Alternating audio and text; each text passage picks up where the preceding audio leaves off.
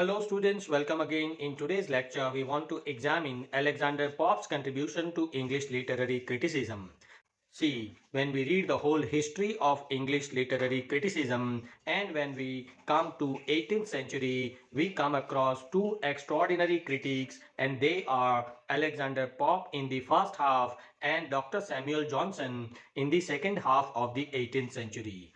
Alexander Pope is known as a neoclassical poet and also known as a neoclassical critic, and he earned his popularity more as a poet than a critic, but all his critical comments and theories are presented in these works: Essay on Criticism, Intimations of the Epistles of Horace to Augustus, some of his letters, and he also wrote one small preface to the edition of William Shakespeare's plays. In all these four works, we find his theories on art, on poetry, and drama. In today's lecture, our focus is on Essay on Criticism, which is written in heroic couplets. Heroic couplet is a type of stanza of two lines rhyming with each other, written in iambic pentameter lines. Essay on Criticism was first published in 1709. Here, Alexander Pope talks about various virtues as well as vices of existing literature, as well as he also talks about the literature which was written during the 16th and 17th century. Here, Alexander Pope has presented some advices both to the writers and the critics, and his focus is on maintaining proper balance and order, humility, and understanding in literature. As I told you, he has provided some advices to the authors and the critics. So I have here listed 9 important advices given by Alexander Pope in his essay on criticism. Number 1, he says that as the writers and as the critics, we must follow the classical ancient writers and critics. Look at these words.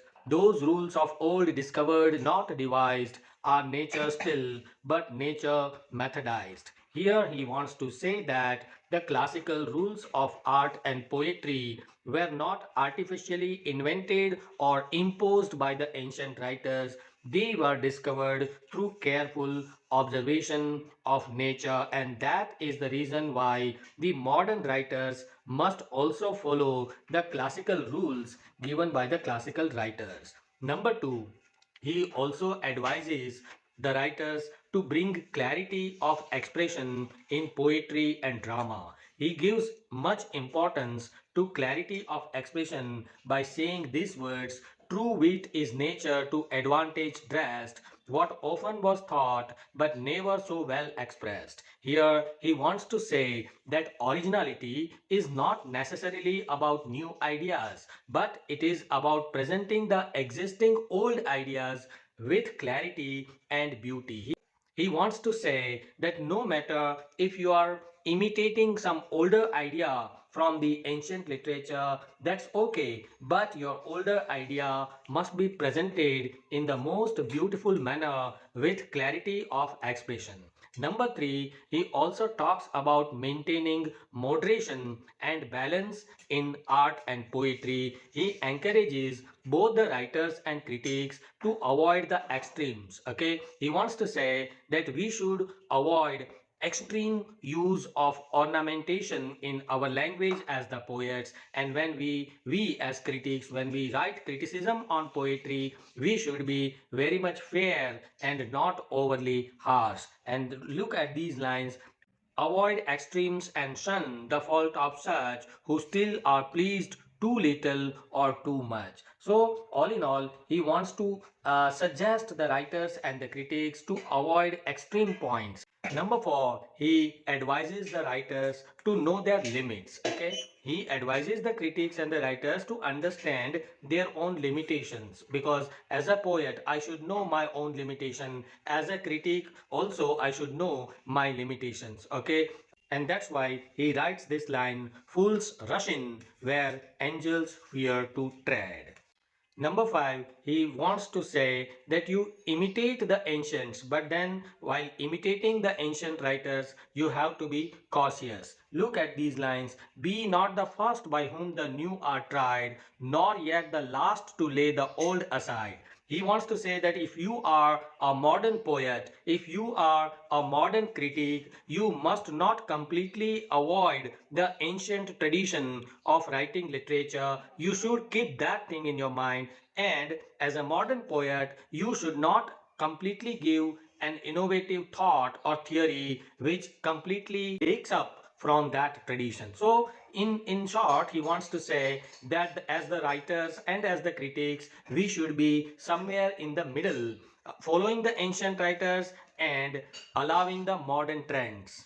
Number six, Pop also gives more importance to nature, and he said that nature is the best guide for both the writers and the critics. He believes that the principles of good writing and good criticism are inherent in nature itself. First, follow nature and your judgment frame by her standard, which is still the same. Nature is nature. Nature is as it was in the olden times. There is no change in nature, and that's why in criticism, in art, in poetry, we must follow nature. Moreover, he also believed that true taste requires deep knowledge and deep study.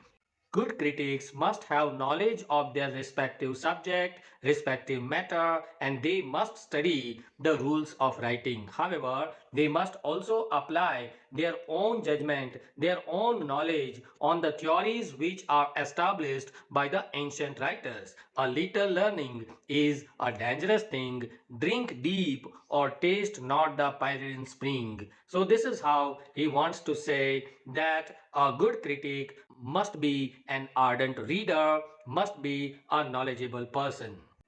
Moreover, he also advises the critics to be constructive and not destructive. Why? Because he believed that criticism is not about criticizing the works of art.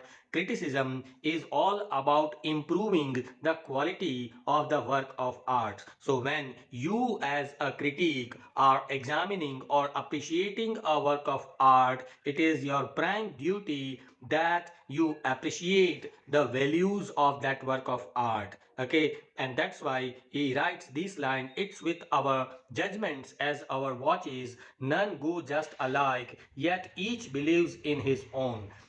By writing these lines, he wants to say that our judgments are just like our watches, just as our wristwatches can be a few minutes faster or slower in comparison to others. In the same manner, people's judgments on different writers may vary from person to person. Okay, why? Because every critic has his own personal experiences, has his own personal readings, and on the basis of his understanding, on the basis of his readings, he has criticized a particular work of art. We as critics must respect all different judgments given by different critics.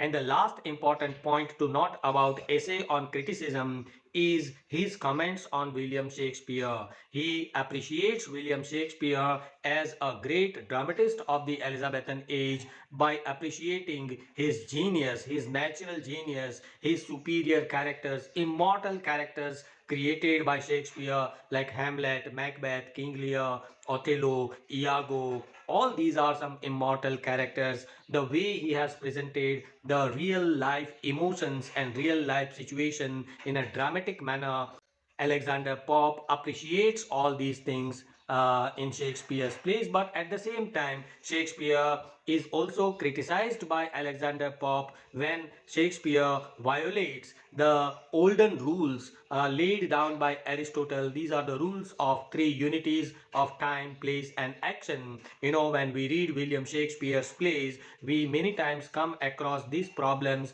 that Shakespeare has not followed the unity of time and place. Moreover, his plot constructions are also loose. There is sometimes not proper poetic justice presented in most of his plays, and that is the reason why Alexander Pope criticizes William Shakespeare in these matters. All in all, we can say that Pope has written this essay on criticism, and through this he has tried to give some advice to both the writers, the poets, as well as the critics. All in all, he believes in rules, he believes in the ancients, he believes in the principles of writing criticism, while he also gives respect to creativity, to modernism, to individuality of the writer. All in all, you can say that though Alexander Pope is a classicist, at some point of time we may consider him as a romanticist. I hope this video is useful to you. Please do share this video among all your classmates. Thank you for watching. Thank you.